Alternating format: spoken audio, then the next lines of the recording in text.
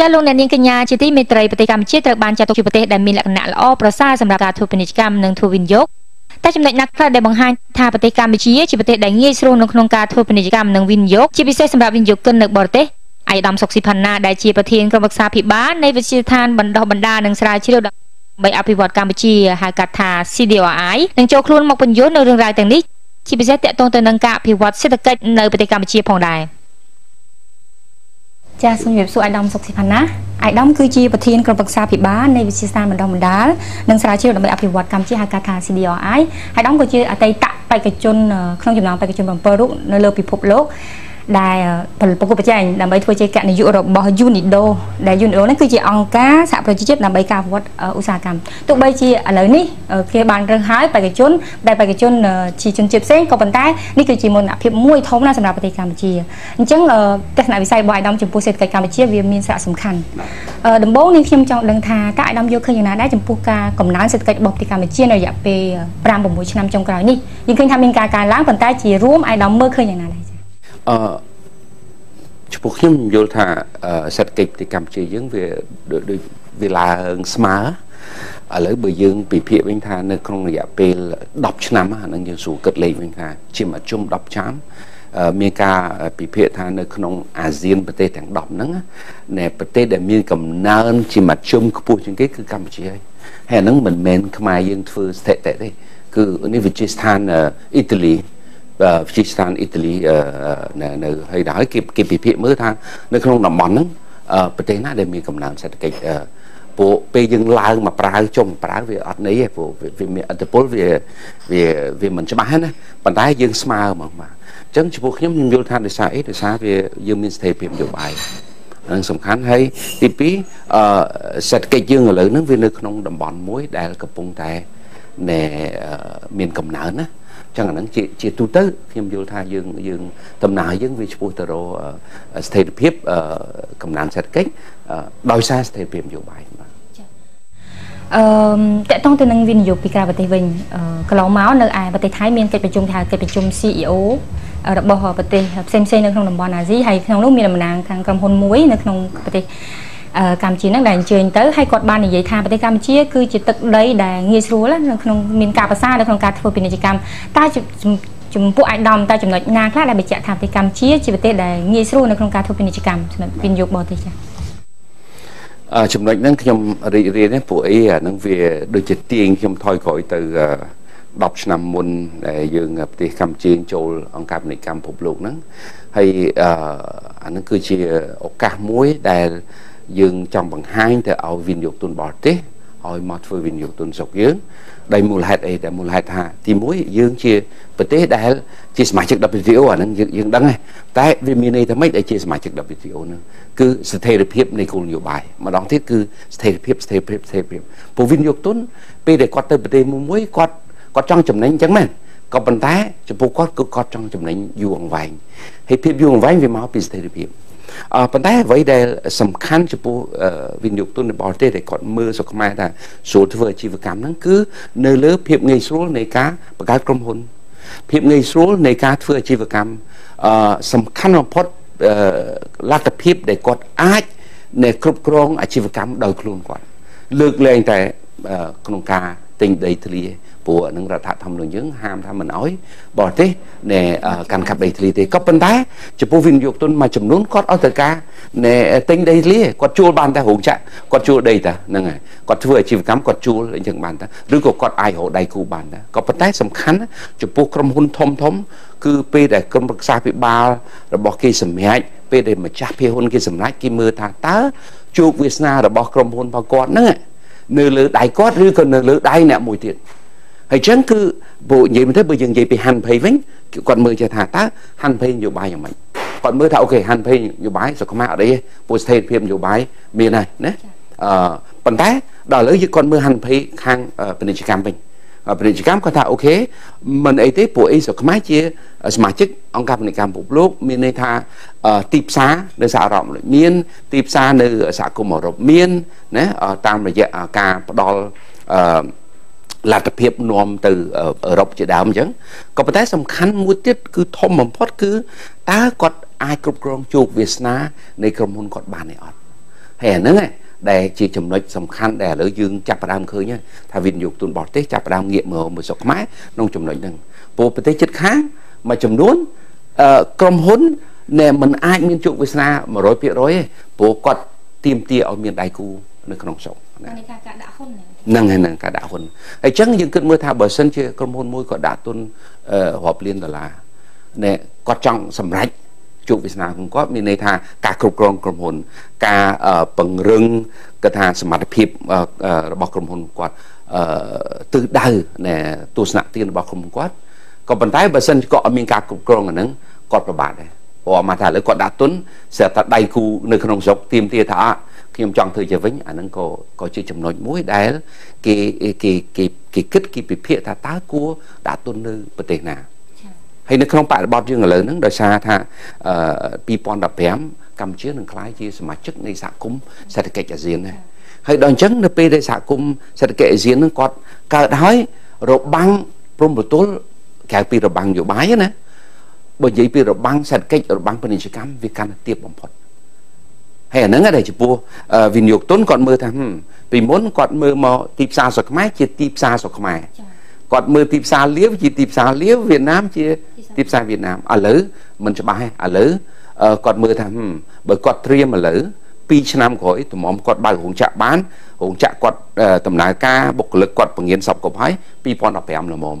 chẳng là pi nó tiếp xa mẹ tiếp xa Cambodia đã buồn lên nè đấy tiếp xa ASEAN lỡ dừng bánh gì từ đó ta tiếp xa mà lấy cái vị trí ngay Việt Nam Liêu Khmer Thái mặc không mà cái chọp nó vì họ bồi liên nè bà đại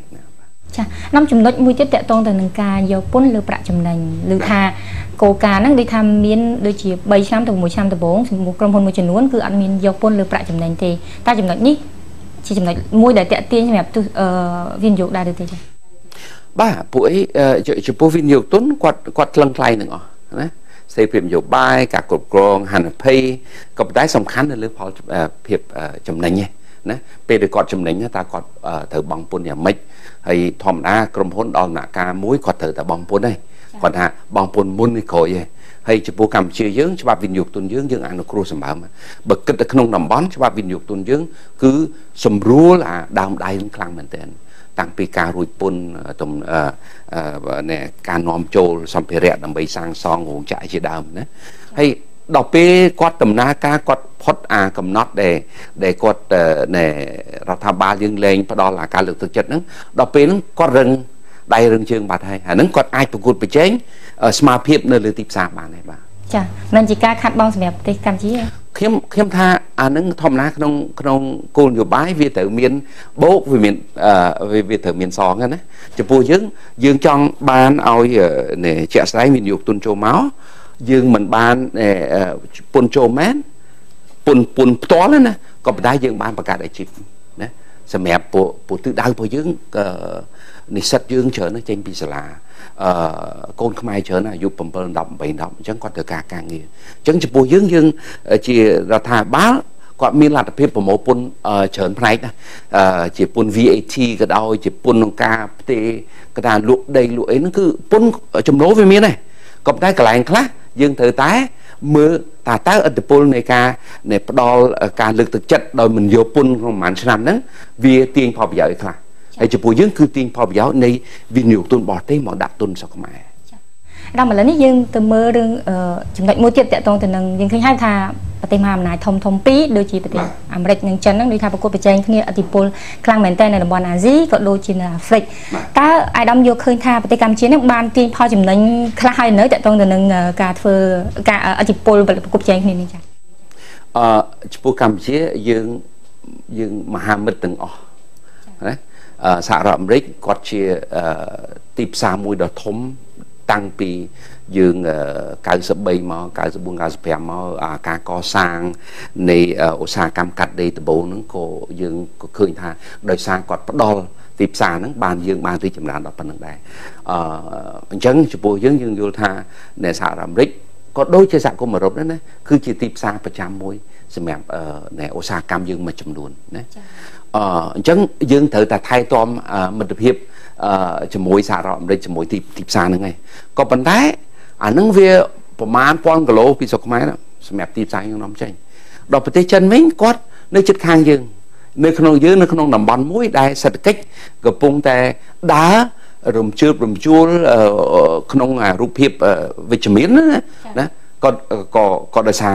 សេដ្ឋកិច្ចគាត់ដែរអញ្ចឹងចំពោះយើងឃើញថាពាណិជ្ជកម្មមួយចំនួនដែលទាមទារកថាការដឹកជញ្ជូនធ្ងន់សហួយច្រើនគឺពាក់ព័ន្ធទៅលើកសិកម្មអញ្ចឹងបើយើងមើលទៅប្រទេសចិនយើងអាចនាំចេញកសិផលយើងមួយចំនួនទៅចិនឲ្យងាយស្រួលជាងយើងមិនអាចរំពឹងនាំកថារបស់ធ្ងន់ដែលចំណាយដឹកជញ្ជូនធ្ងន់ទៅធ្វើពាណិជ្ជកម្មមួយប្រទេសមួយដែលរាប់ពាន់គីឡូណាអញ្ចឹងយើងមើលថាប្រទេសចិនគាត់មានឥទ្ធិពលអីខ្លះខ្ញុំចង់និយាយគាត់មានសក្តានុពលអីខ្លះខាងផ្នែកសេដ្ឋកិច្ចនិងពាណិជ្ជកម្មជាមួយយើងរកស៊ីមួយគាត់អាចវិនិយោគទុនវិស័យខ្លះយើងរកស៊ីមួយគាត់សហរដ្ឋអាមេរិកគាត់មានអីយើងធ្វើនឹងជាមួយគាត់អញ្ចឹងនិយាយខ្លីការប្រកួតប្រជែងនៃមហាអំណាចជារឿងគាត់តែយើងជាប្រទេសទូចយើងត្រូវការទីផ្សារនិងវិនិយោគទុនទាំងសងខាងហើយជាក់ស្ដែងឥឡូវខ្ញុំឃើញដែរឆ្នាំមុនដោយសារពេលដែលយើងប្រធានពេលដែលសម្ដេចដែលជួនយុរដ្ឋមន្ត្រីធ្វើជាប្រធាននៃអាស៊ានហ្នឹងសម្ដេចបានគៀងគរឲ្យមហាអំណាចហ្នឹងគាត់មកស្រុកខ្មែរលោកស្រី Hillary Clinton គាត់នាំគណៈប្រតិភូនៃវិនិយោគទុនអាមេរិកកាំងមកហើយវិនិយោគទុនហ្នឹងគាត់ចាប់ផ្ដើមដាក់ទុននៅក្នុងស្រុកយើងហើយអញ្ចឹងចង់យើងស្វាគមន៍ទាំងអស់គ្នាចាតាមចំណុចមួយទៀតយើងដឹងហើយថាឧស្សាហកម្មកាត់ដេរនិងឧស្សាហកម្មទេសចរគឺជាសរសៃឈាមសេដ្ឋកិច្ចរបស់ប្រទេសកម្ពុជាតែខ្ញុំចង់ដឹងថាក្រៅពីឧស្សាហកម្មពីរហ្នឹងតើអាដាមមើលឃើញថាតើមានឧស្សាហកម្មណាផ្សេងទៀតទេដែលកំពុងតែរីកចម្រើនហើយលេចធ្លោដែរនៅក្នុងប្រទេសកម្ពុជាយើងចានិយាយទៅឧស្សាហកម្មកាត់ដេរវាដូចជាទេសចរអញ្ចឹងវាដូចកប៉ាល់ហោះវាហោះដល់កម្ពស់មួយវាទៅណាអញ្ចឹងវាអាលាក់អីតិចតួចក៏ប៉ុន្តែវាទៅណាតែចំពោះខ្ញុំអ្វីដែលខ្ញុំយល់ថាទៅអនាគតប្រភពនៃកំណើនសេដ្ឋកិច្ចកម្ពុជាយើងនៅស្ថិតនៅលើកម្មអន្សាលការរីកចម្រើននៃឧស្សាហកម្មក្រៅពីបន្ថែមពីកាត់ដេរនិងស្បែកជើងយើងឃើញថាឥឡូវនៃក្រុមហ៊ុនជប៉ុនមួយចំនួនគាត់ចាប់ផ្ដើមមកដាក់ទុនស្រុកយើងហើយគ្រឿងបន្លាស់ឡានគឺអាកាតខ្សែភ្លើងឡានដូចឡានអញ្ចឹងវាមានខ្សែភ្លើងច្រើនណាហើយអាហ្នឹងគឺគាត់ចាប់ផ្ដើមមកហើយខាងផ្នែកសំណង់ក៏ដូចគ្នាដែរអញ្ចឹងការផលិតផលយើងមិនហៅផលិតផលយើងហៅថាគ្រឿងយានយន្តណាហ្នឹងគ្រឿងចាក់ហ្នឹងទៅខាងផ្នែកហ្នឹងខាងសូម្បីតែ electronic ឥឡូវក៏គាត់ចាប់ផ្ដើមសម្លឹងមើលកម្ពុជាដែរអញ្ចឹងខ្ញុំឃើញថាអានឹងជារូបភាពមួយនៃយុទ្ធសាស្ត្រដែលរដ្ឋាភិបាលអាណត្តិក្រោយហ្នឹងនឹងជំរុញថាយើងនឹងមានគោលនយោបាយឧស្សាហកម្មជាក់លាក់មួយមិនខុសពី3ឆ្នាំមុនសម្ដេចនាយករដ្ឋមន្ត្រីបានជំរុញឲ្យមានគោលនយោបាយនាំផលិតស្រូវនិងនាំចេញកណាពេលហ្នឹងយើងមិននាំចេញប្រហែលនឹង15000តោនផងដល់មានគោលនយោបាយហើយយើងឡើងទៅឆ្នាំហ្នឹងយើងឡើងដល់ជាង200,000តោនអញ្ចឹងក្នុងអាណត្តិក្រោយនេះតាមដែលខ្ញុំដឹងហ្នឹងគឺឧត្តមសាស្ត្រសេដ្ឋកិច្ចគាត់កំពុងតែរៀបចំនៃគោលនយោបាយឧស្សាហកម្មហើយក្នុងនោះយើងសង្កត់ថាតើវិស័យស្អីដែលយើងអាចពង្រឹងដើម្បីទៅជាកំណើនសេដ្ឋកិច្ចដូចជាគេហៅថាស្អីម្ហូបអាហារណាដូចយើងធ្វើទឹកសដែកធ្វើទឹកក្រូចធ្វើនិយាយមែនតើវិចខ្ចប់ហ្នឹងហើយខាងវិចខ្ចប់ដែលសម្ដៅទៅក្នុងទី1សម្ដៅទៅការផ្គត់ផ្គង់ទីផ្សារក្នុងស្រុកអាហ្នឹងក៏ជាចំណុចមួយដែល SME យើងនេះក្រុមហ៊ុនតូចយើងហ្នឹងគាត់អាចរីកចម្រើនបានដែរត្រង់ចំណុចឲ្យចំណុចនឹងដែរនាងខ្ញុំក៏ចង់ដឹងដែរថាការពឹងផ្អែកទៅលើការនាំចេញតែមួយមុខដូចជាយើងធ្វើរាល់ថ្ងៃនេះតើវាមានគេហៅថាស្ថិរភាពជាភាពបានដែរទេឬក៏គួរតែពង្រឹងការតម្រូវការក្នុងស្រុកដូចអាយដាមបានលើកឡើងតាក់ទងចំណីអាហារឬក៏SMEនេះចំពោះខ្ញុំថាប្រទេសយើងដោយសារយើងចាប់ផ្ដើមពីដៃទៅទេយើងទៀមទាត្រូវតែមានគេថាយុទ្ធសាស្ត្រមួយដំបូងអានឹងដូចថាគេជួយរុញឡានយើងឲ្យចេញពីភពចឹងណាគឺអាការនាំចេញហ្នឹងកាត់ដេរនឹងពូវាស្រួលវាបង្កើតការងារច្រើនក៏ប៉ុន្តែដល់ដំណាក់កាលមួយយើងក៏ត្រូវមើលថាយើងរកកំណើនសេដ្ឋកិច្ចក្នុងស្រុកដែរចេញមកពីការផ្គត់ផ្គង់ទីផ្សារក្នុងស្រុកដែរ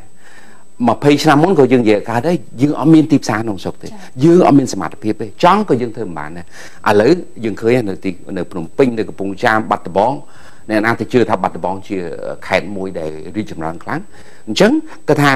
លទ្ធភាពនៃសេដ្ឋកិច្ចខ្មែរក្នុងស្រុកឥឡូវនេះគឺមានកាន់តែច្រើនតម្រូវការក្នុងស្រុកច្រើនការទាមទារនៃគុណភាពនៃផលិតផលនៃទំនិញកាន់តែឡើងលទ្ធភាពប្រជាជនគាត់មានលទ្ធភាពច្រើនជាងមុនអញ្ចឹងហើយដល់ពេលគាត់ទូធាទៅគាត់មានកំណត់មួយថាណែបើសិនជាផលិតផលក្នុងស្រុកមានស្តង់ដារសមរម្យប្រហែលនឹងផលិតផលមកពីថៃមកពីវៀតណាមរឿងអីខ្ញុំមិនទិញផលិតផលខ្មែរឥឡូវដូចយើងមិនថាមីខ្មែរអញ្ចឹងបើឆ្ងាញ់ដូចមីម៉ារឿងអីយើងមិនទិញមីខ្មែរហើយយើងឃើញថាកំណត់ជាតិនិយមឥឡូវក៏មានខ្លាំងដែរខ្ញុំអត់ចង់ប្រើពាក្យជាតិនិយមទេព្រោះឥឡូវយើងនៅក្នុងតំបន់ភាវូនីកម្មយើងក្នុងសកលភាវូនីកម្មយើងចង់និយាយថាកន្លែងណាព្រោះជាតិនិយមវាអាចជ្រុលវាអាចចូលជ្រុលនិយមយើងចង់និយាយថាពួកយើងជាតេតិជនយើងចង់បានយើងមានលុយចាយក៏ប៉ុន្តែយើងចង់ធ្វើឲ្យមួយដែលអាចបម្រើសង្គមសេដ្ឋកិច្ចរបស់យើងដែរហើយបើចាំថាចុងចប់តេតិជនពិបាកនិយាយរឿងជាតិនិយមមួយគាត់ដែរព្រោះបើគាត់គិតថាផលិតផលហ្នឹងគុណភាពអត់ដល់ហើយវាអាចឈឺពោះកូនគាត់អាចឈឺក៏អត់ទិញទេអញ្ចឹងបានវាមួយយ៉ាងត្រង់ថាដល់សេដ្ឋកិច្ចយើងឡើងលទ្ធភាពនៃសហគ្រិនខ្មែរយើងក៏មានលទ្ធភាពទៅទិញបច្ចេកវិទ្យាថ្មីគាត់អាចមានលទ្ធភាពទៅជួលជំនាញការដែលមានសមត្ថភាពឥឡូវយើងយកឧទាហរណ៍ថាអ្នកណាទៅជឿថាដូចជាក្រុមហ៊ុនកូនខ្មែរ Brown កាហ្វេណាដែលគាត់អាចប្រកួតប្រជែងជាមួយ Gloria Jean ជាមួយ Costa Cafe អីដោយសារ brand name សមត្ថភាពគាត់មានគាត់រៀនសូត្រចេះដឹងម៉ាស៊ីនទិញបានអ្នកឯងមានលុយអ្នកមានលទ្ធភាពអ្នកឯងទិញម៉ាស៊ីនបានគាត់អាចទៅរៀនយកចំណេះវិជ្ជាខាងធ្វើអាជីវកម្មនឹងបានគាត់ប្រកួតប្រជែងបានតែណាហើយដល់គាត់ប្រកួតប្រជែងបានដោយសារគាត់ក្រុមហ៊ុនក្នុងស្រុកចំណាយក៏ស្រាលជាងក្រុមហ៊ុនបរទេសដែរអញ្ចឹងគាត់អាចលក់កាហ្វេគាត់នំគាត់ថោកជាងបន្តិចទៅហើយដល់ពេលហ្នឹងទៅយ៉ាងម៉េចបើយើងជាខ្មែរយើងទៅហេបើកាហ្វេឆ្ងាញ់ដូចគ្នាក៏ប៉ុន្តែបើសិន$4ខ្ញុំទិញបានណែនំផងកាហ្វេផងណែទឹកក្រូចផងខ្ញុំទៅកន្លែងហ្នឹងណាព្រោះអញ្ចឹងអានេះជារូបភាពយើងជួយផងក៏ប៉ុន្តែក៏យើងត្រូវជួយខ្លួនឯងដែរណាតកតងទៅនឹងការអភិវឌ្ឍរបៀបជាគេហៅថាការអភិវឌ្ឍជាបែបជាភាពនិងឧស្សាហកម្មបៃតងវិញតកតងពីចំណុចហ្នឹងវិញនៅលើពិភពលោកយើងបានឃើញគេនិយាយច្រើនហើយប្រទេសមួយកំពុងតែចាប់អារម្មណ៍តកតងទៅនឹងការវត្តបែបជាភាពហើយនឹងឧស្សាហកម្មបៃតងចុះសម្រាប់ប្រទេសកម្ពុជាវិញជាអតិភិបមួយទេអាយដាមចាបាទខ្ញុំពួកប្រហែលខែមុនហ្នឹងរាជរដ្ឋាភិបាលបានចេញគោលនយោបាយហ្នឹងហើយគោលនយោបាយនៃជំរុញថាការអភិវឌ្ឍបៃតងហ្នឹងបើយើងនិយាយមែនតើទៅការវត្តបៃតងហ្នឹងវាជាគាត់នឹងគិតធ្វើយ៉ាងម៉េចឲ្យប្រជាជនយើងចាប់ផ្ដើមយល់ពីឥទ្ធិពលនៃការទិញការប្រើប្រាស់ស្អីហ្នឹងធ្វើម៉េចឲ្យវាមានកថាកុំឲ្យវាប៉ះពាល់ទៅលើនិយាយមែនតើទៅលើបរិស្ថាននៃប្រទេសយើងណាការធ្វើម៉េចការសន្សំចៃឧទាហរណ៍ពេលខ្លះវាមិនមែនរឿងអីដែលយើងមិនយល់គឺនៅក្នុងផ្ទះយើងបើយើងបិទម៉ាស៊ីនត្រជាក់បានបើប្រួចបើយើង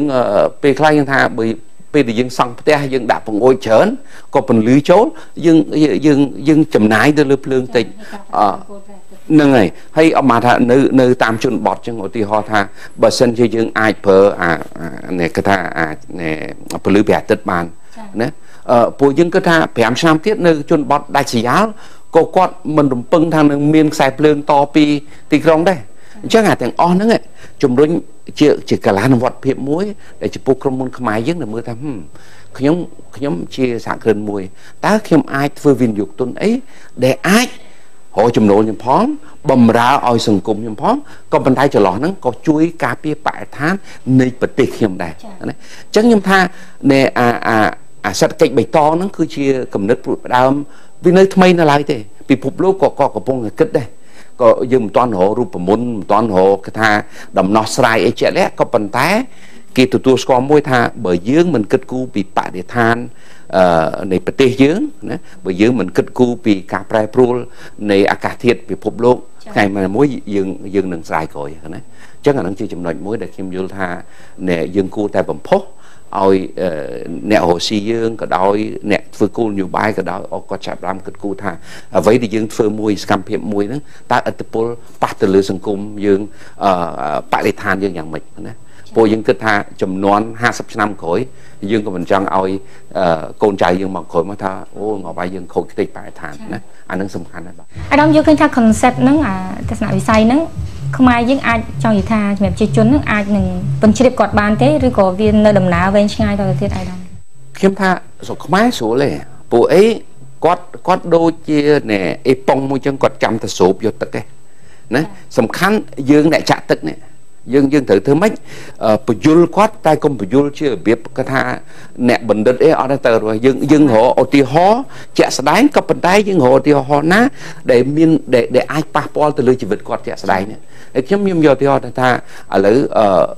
យើងទៅបង្ខំឲ្យអ្នកឯងថាឥឡូវបដូរគំនិតពីអភិវឌ្ឍទៅអភិវឌ្ឍជានិរន្តរភាពក៏អត់យល់ទេអាទស្សនវិស័យវាស៊ីជម្រៅពេកយើងឲ្យឧទាហរណ៍ជាក់ស្ដែងថាឥឡូវបើទាំងអស់គ្នានេះពេលយប់ណាអ្នកដែលនៅពេញបើសិនជាគាត់អាចកាត់បន្ថយចេញបិទភ្លើងណាចូលបើកភ្លើងណាហើយជួយគេថាថែទាំជួយសំចៃទាំងអស់ហ្នឹងហើយបើពេលណាមកទៅធ្វើការបើអាចជិះម៉ូតូ2នាក់ជាមួយគ្នាបើអាចជិះឡាន4នាក់ជាមួយគ្នាវាបន្ថយអាឡាន3ទៀតបាទជិះអាសាំងក៏វាថយយើងក៏សំណែអាការបំពុលបរិស្ថានក៏វាថយអញ្ចឹងខ្ញុំថាអានឹងគឺជាការបំផុសនៃចលនាសង្គមហ្មងវាមិនអាចក្រុមហ៊ុន1 2 3គាត់ធ្វើបានទេគាត់ធ្វើអត់បានទេណាអានឹងវាតទៅជាចលនាសង្គមហ្មងណាតើតើអញ្ចឹងតើតើនឹងការអប់រំការបំផុសហើយការជំរុញឲ្យគាត់មើលថាគាត់មានតួនាទីមួយនៅក្នុងសង្គមក្នុងការថែទាំបរិស្ថាននៃប្រទេសគាត់នៃភូមិគាត់នៃស្រុកគាត់ដែរចាអាដាមសំណួរចុងក្រោយគឺតកតងនឹងការធ្វើសមាហរណកម្មនៅក្នុងសេដ្ឋកិច្ចអាស៊ានអាដាមបានលើកកន្លងមកហើយថាឆ្នាំ2015យើងនឹងមានការធ្វើសមាហរណកម្មហ្នឹងខ្ញុំចង់ដឹងថាតើកម្ពុជាសម្រាប់អាដាមត្រៀមខ្លួនហើយឬនៅហើយបានធ្វើបានកម្រិតណាហើយតកតងទៅនឹងការធ្វើសមាហរណកម្មហើយមានប្រយោជន៍អ្វីខ្លះសម្រាប់កម្ពុជាតកតងការចូលធ្វើសមាហរណកម្មមួយឆ្នាំកន្លះមុនណែអគ្គលេខាដ្ឋានអាស៊ានហ្នឹងគេបានធ្វើការពិភាក្សាមួយប្រៀបធៀបប្រទេសទាំង10ហ្នឹងក្នុងភាពគឺថាណែត្រៀមខ្លួនលក្ខណៈត្រៀមខ្លួនតើប្រទេសទាំង10ហ្នឹងអ្នកណាមានលក្ខណៈគោលនយោបាយណាលក្ខណៈដែលមានលទ្ធភាពថា2015មកតើប្រទេសហ្នឹងអាចណែខ្លួនត្រៀមបានប៉ុណ្ណាអត់មានណាជឿណាពួកយើងលេខ3លេខ1សិង្ហបុរីលេខ2ម៉ាឡេស៊ីលេខ3កម្ពុជាបន្ទាប់ទៀត10ប្រទេសហ្នឹងចង់និយាយថាម៉េចចង់និយាយថាបើគេមើលពីការត្រៀមបើគឺមើលពីគោលនយោបាយបើគេមើលពីច្បាប់ទម្លាប់យើងឃើញថាប្រទេសកម្ពុជាដោយសារយើងទៅអាហ្នឹងខ្ញុំនិយាយឲ្យពិតផងដោយសារការប្រឹងប្រែងក្នុងការចរចាចូល WTO ទេដែលយើងបានធ្វើការកែតម្រង់សេដ្ឋកិច្ចគោលនយោបាយសេដ្ឋកិច្ចយើងមួយចំនួននេះអញ្ចឹងសេដ្ឋកិច្ចយើងវាបើកចំហស្រេចហើយអាហ្នឹងដែលវាខុសពីប្រទេសអាស៊ានដទៃទៀតដែលគាត់មិនសូវចំហអញ្ចឹងគាត់ត្រូវប្រឹងចំហដល់យើងចំហបាត់ទៅហើយអាហ្នឹងដូចថាទ្វារផ្ទះយើងបើកហើយអញ្ចឹងយើងអត់មានបញ្ហាណែថាអូឥឡូវយើងទៅបិទហើយបើកវិញទេអញ្ចឹងចំពោះខ្ញុំយល់ថាជាប្រទេសទូចទីផ្សារតូចយើងដាច់ខាតយើងត្រូវទៅអោបកសោបទីផ្សារធំហើយព្រួយអ្នកដែលព្រួយដែលអ្នកទៅទីផ្សារធំខ្លួនឯងទេទៅព្រួយទៅអញ្ចឹងវៀតណាមក៏គាត់ព្រួយព្រោះគាត់ទីផ្សារគាត់ធំគាត់ចង់ការពារប្រកបដែរយើងទីផ្សារយើងតូចអាហ្នឹងដូចយើងថាបរទេសដែលមកស្រុកខ្មែរគាត់ភ្ញាក់ថាជួបខ្មែរភាគច្រើននិយាយអង់គ្លេសរិលហ្មងចាទៅថៃទៅវៀតណាមយើងទៅគាត់អត់ហើយយើងពិបាកបន្ទោសគាត់ដែរព្រោះបើគាត់ប្រជាជនគាត់70លានអ្នករុស្ស៊ីវៀតណាមឬក៏ថៃម្នាក់គាត់ចាំបាច់ចេះភាសាអង់គ្លេសគាត់លក់ឲ្យ80លានអ្នកជាជនថៃមកគាត់ណាយើងត្រូវតែនិយាយជាមួយចំពោះខ្មែរយើងឥឡូវអាការចូលក្នុងសមាគមអាស៊ានហ្នឹងគឺជាទិសដៅតាំងពីដំបូងណាព្រោះចេះស្រុកយើងវាខុសពីស្រុកគេទីផ្សារយើងទូចអាហ្នឹងដែលយើងខំប្រឹងចូល WTO ដើម្បីធានាទីផ្សារនាំចេញព្រោះបើយើងទីផ្សារតូចវិនិយោគទុនគាត់មកគាត់ថាគាត់មិនអាចផលិតដើម្បីលក់ឲ្យទីផ្សារក្នុងស្រុកទេអញ្ចឹងគាត់ទៅមើលទីផ្សារក្រៅប្រទេស WTO ក៏ផ្ដល់នៅរូបភាពនឹងមួយដល់ឥឡូវក្នុងចរន្តនៃពិភពលោកឥឡូវសេដ្ឋកិច្ចពាណិជ្ជកម្មពិភពលោកគាត់វាមានការត្រឹងអញ្ចឹងចរន្តនៅក្នុងពិភពលោកឥឡូវគឺឈ្មោះងាកទៅរកតំបន់វិវឌ្ឍនីយកម្ម hay là nơi không nằm bon như nó cứ chả rón này ASEAN phi vụ này cắm nó với khăng mỏ hay dừng khơi ha chọp nâng bề chấn vì mà hàm lại sạch cạnh muối không nằm bon chứ có chia ảnh nụ nằm bon muối để miền ở tập pol sạch kháng hay sầm nang dư nơi không ảnh nụ nằm bon muối mi đầm bon muối để cái bông đá đi chầm rang kháng chẳng cho bùi dương từ ao cái sao mà nè bùi dương ở ai mình là việc thấy nhom nè ai kỹ loại bán này Brunei có ở trăm bài thế cái bán này bùi có miền phiền cá đây nè dương fisio dương rồi bưng mau bên này chật hàng ca đi chầm rang này ca sang sóng rồi bưng bên này chật hàng viên dược tuấn có từ ca này chật hàng chẳng cho bùi nhom tha smart day này ca bao chầm ho sạch kịch bao giờ nữa ở lớn nữa cứ chia việc bằng hai tha cả kịch kèm đọc xa muốn viết thử hay dương thử tại chùm rốn dương thử tại ốc shop dương thử tại thứ mấy kiên cố lựa phải giao này ASEAN ở bàn sầm khăn một phút tha ta ra tha ba nạt khỏi nữa có xuông mà chùm nuốn nữa quạt thử phăng phèn thứ mấy phải chứa oi nè oxy Khmer dương nữa oi chứa oi khang một phút bữa nay oxy có miên pon miên plei ca thế nè rọt đầm nái từ xuống có từ trò cha có từ bài plei nhá có bàn tay chỉ cần tập cái phô có từ tại miên cùn dùng bài chuyện lẽ con cá bầm phô pon miên thế này không vì say nè này anh miên cả làng vọn chứ cả cho mộng chứ cả đo xe ấy vinh chứ nè không vì say giận ní này anh thường thường chứ bật giặt chứ nè họ nè oxy này anh thường cận chứ dương vậy mình tên dương cua bự dul có ở chợ bố chúng ta trong chóp á chụp chi này mà ròn cắm mình lừa rót đấy lừa nè Rosie chà ai đóng cứ tha nâng ai chiên từ cả cuộc bạch đấy nếu bây giờ cho ASEAN cuộc bạch chỉ muốn nói ở tây tiết đó cả cuộc bạch vì chả phải làm được cái nông sộc hay ở lưới dương khơi thằng công nền át thì chưa thà đọc làm môn công hồn Khmer đạt viên dục tôn nơi cái nông ASEAN giờ mưa Akleda nơi liêu nơi Pumia nữa dùng công hồn Khmer dùng IT mà chấm nón còn bao công hồn nơi ASEAN mà chấm nón này chẳng trong tha nơi P đại dương miền Nam Hồ viên dục tôn bò tây máu bờ tây thòng thóm dương hiền sôi với quạt dương chập quạt chỉ đại cú buôn về làm cối dương ai miền là đặc hiệp do sâm đặc hiệp để dương bán mau bị ca chết đăng bị đại cú bây giờ nữa đã mấy bậc cao công hồn bây giờ hay thì dương bậc cao công hồn dương thời phục vụ cháy nông sọc xanh ở mà thả lỡ bờ mi ma luộc nông sọc hương ấy mi Khmer luộc nó thay ở bàn thế còn phiệp được kia sòng đà được kia còn lại vì hướng marketing hướng promotion chào con cha này đồng cô pe về liền cha xong chuyện gì chào luôn nên cái nhà chị mê trái bọt sầm phe viên liên khiêm chủng mùi ai đồng SOK Siphana đại chỉประเทศกรมปรึกษาภิบาลในวิจิตรสถาน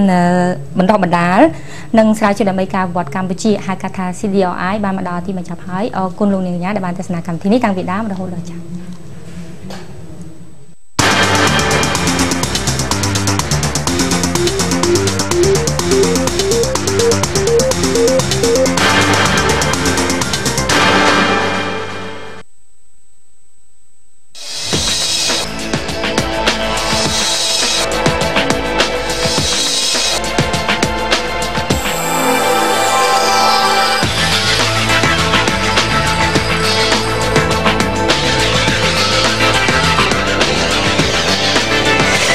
บริมีนอภิวัตมีนกิตยุน้อมมักชูลูกเนี่ยดาว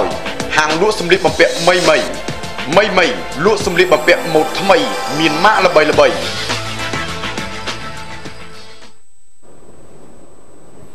บักชบัดหอยนะส้มกรุ๊ปหนึ่งจะเรียบสู้ให้ยิงเวลมาการปอดมีนอภิวัต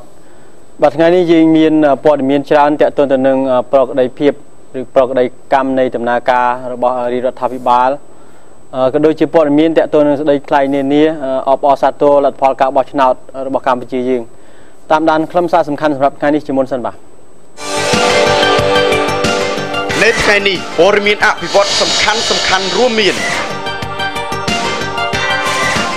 ไอจะดำอุปนิจรัฐมนตรีโซเคงบ้านตัวตูจูบมนตรีตูจีบันตอบ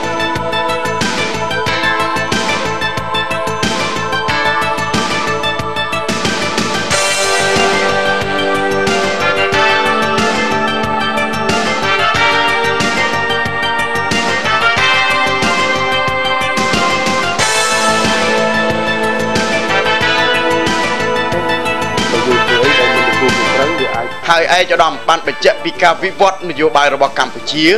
ក្រោយការបោះឆ្នោតគឺថាការជួបទាំងឡាយរបស់ខ្ញុំជាមួយនឹងបណ្ដាឯករដ្ឋទូតទាំងអស់នោះគឺថាសម្ដែងនៅការយកចិត្តទុកដាក់តកតងនឹងការពង្រឹងសុខសន្តិភាពហើយការដោះស្រាយបញ្ហាទាំងឡាយណាក៏ត្រូវតែដោះស្រាយឡើងដោយសន្តិវិធីនិងស្របតាមច្បាប់ជាធរមានអ្នកសេដ្ឋកិច្ចនិយាយថាការដោះស្រាយបញ្ហានយោបាយកាន់តែលឿនគឺធ្វើឲ្យសេដ្ឋកិច្ចកម្ពុជាស្ទុះងើបកាន់តែខ្លាំងឲ្យតែយើងដោះស្រាយនយោបាយឯកភាពជាតិបានល្អ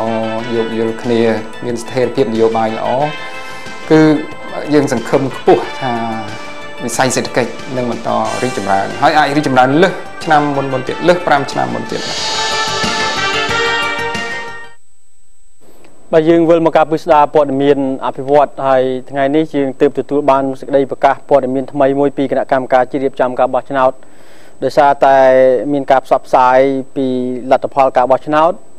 តាមប្រព័ន្ធផ្លូវការមិនផ្លូវការ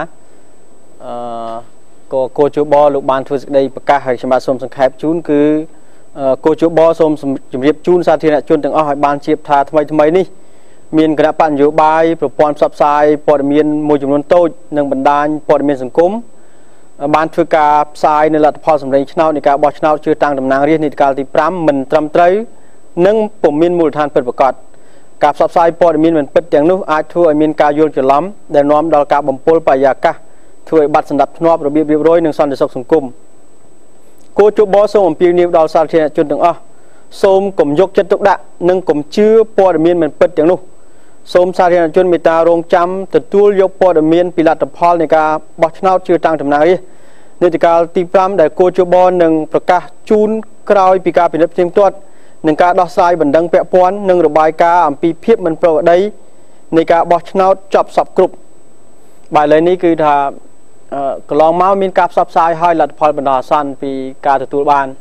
ប៉ុន្តែដើម្បីឲ្យរួមចំណែកធ្វើយ៉ាងណារក្សាសណ្ដាប់ធ្នាប់គឺគោជបបានប្រកាសជំរាបជូនបាញ់មិញគឺថារងចាំ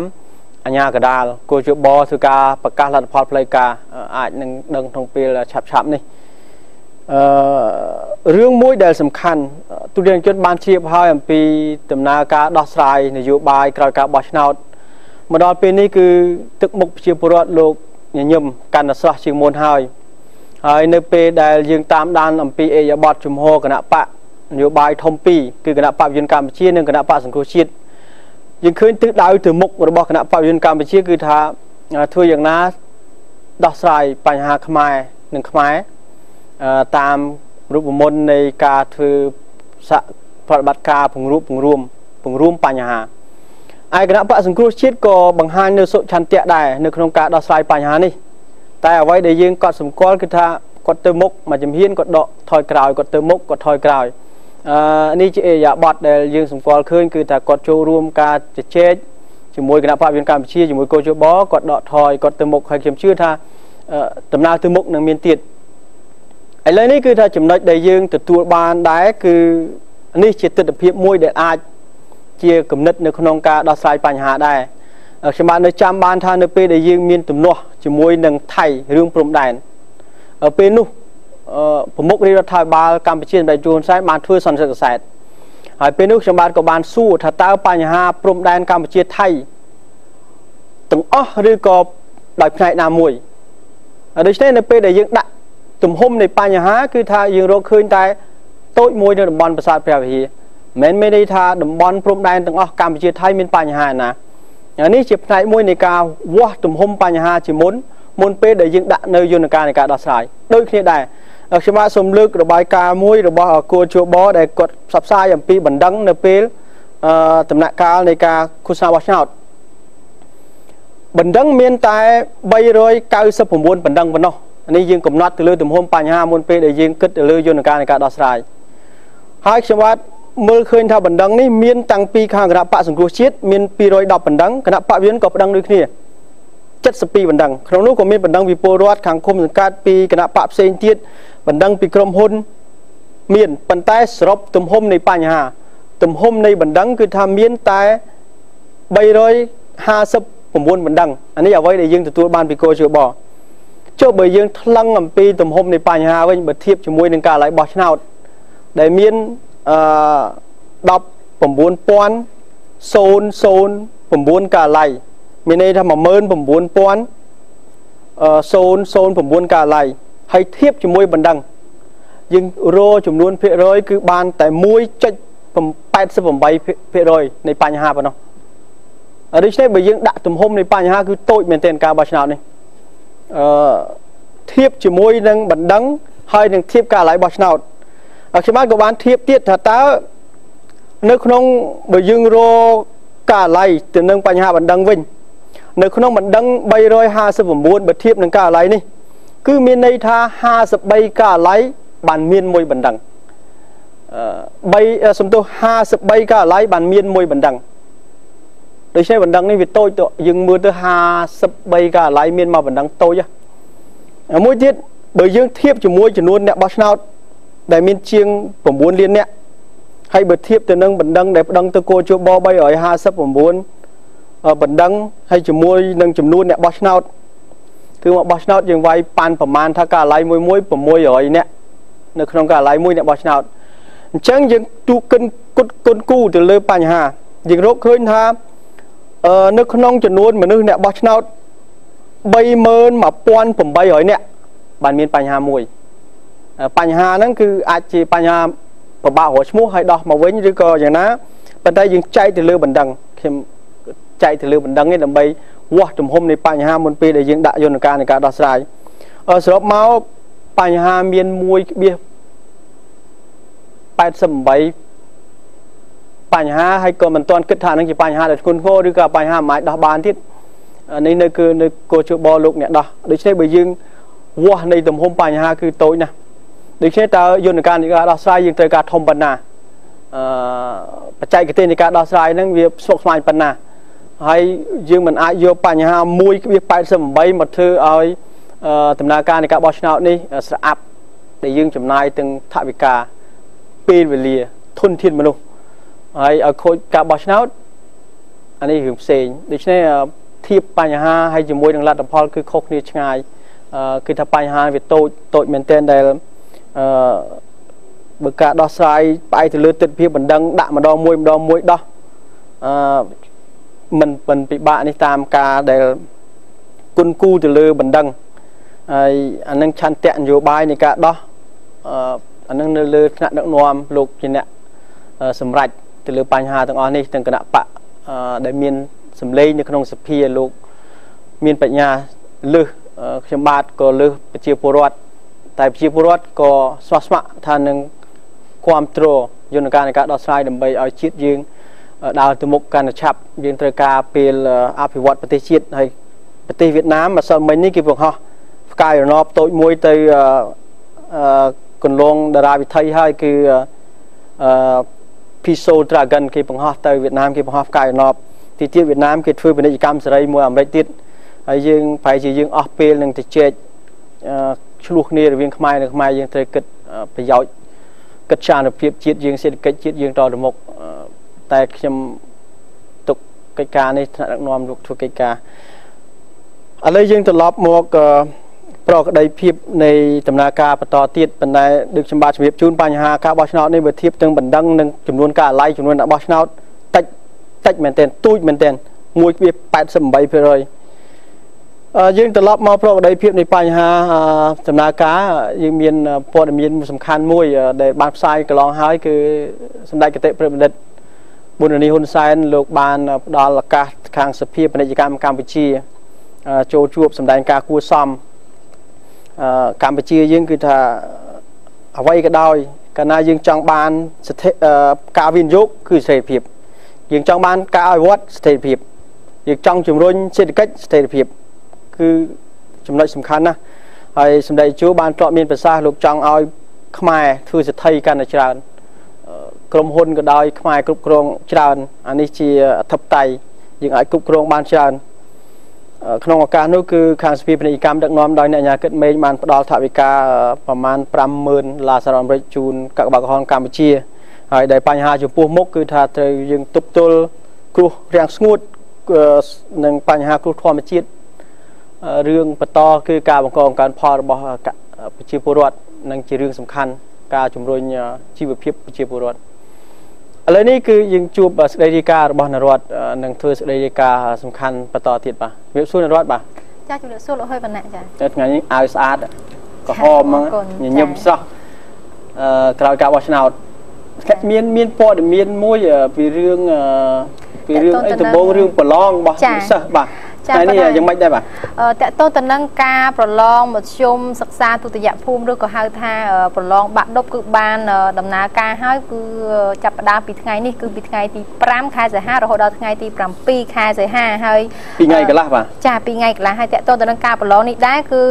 ក្រសួងអប់រំយុវជននិងកីឡាបានចេញសេចក្តីប្រកាសហើយចំពោះការប្រឡងនៅឆ្នាំសិក្សា2012 2013នេះចានាងខ្ញុំសូមអានជូនទាំងស្រុងតែម្ដងគឺការប្រឡងគឺចំនួន2ថ្ងៃកន្លះចាប់ពីថ្ងៃទី5ដល់ថ្ងៃទី7សីហាហើយចំពោះបេក្ខជនបេក្ខនារីវិញមានចំនួន17835 នាក់មណ្ឌលប្រឡងមានចំនួន234នៅ24រាជធានីខេត្តហើយបន្ទប់ប្រឡងមាន4390បន្ទប់នៅថ្ងៃទី30ខែសីហាប្រកាសលទ្ធផលប្រឡងសម្រាប់មណ្ឌលនៅរាជធានីភ្នំពេញនិងមណ្ឌលខេត្តកណ្ដាលថ្ងៃទី31សីហាប្រកាសលទ្ធ